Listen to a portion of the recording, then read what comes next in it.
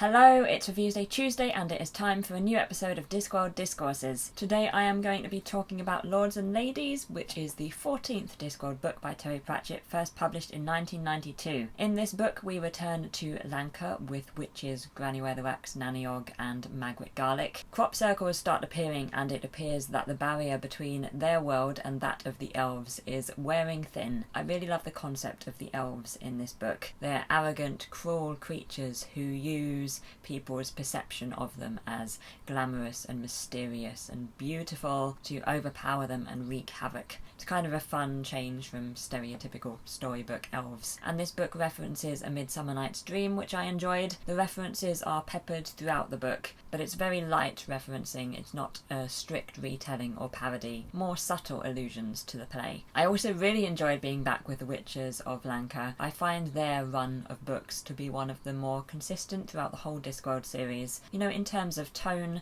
and the sort of story that you can expect from a witch's book. And I also enjoyed that we have some of Unseen University descending on Lancre. I love it when the different worlds of Discworld merge, and it's happened before in the Discworld series, but I think because all of the characters involved are far more known, you know, they've all appeared in Discworld books several times before. I think it makes Lords and Ladies a particularly good example of this meshing of different Discworld characters and places. And there are so many great things that I could list from this book. I love Magritte's character in this book. I love all of the new things we get to learn about Granny Weatherwax. There are so many great examples of Terry Pratchett's writing in this book. I would say that I got frustrated sometimes when I was reading Lords and Ladies. It regularly uses a plot point which I'm not particularly a fan of, which is a character getting themselves and others into danger through either not listening to what people have told them or having not been told all that they needed to know. And it's completely true to the characters and the story in this book. You know, it's not like a glaring weird choice of Terry Pratchett's, but it did lower my enjoyment of reading it slightly. But even so, it's still a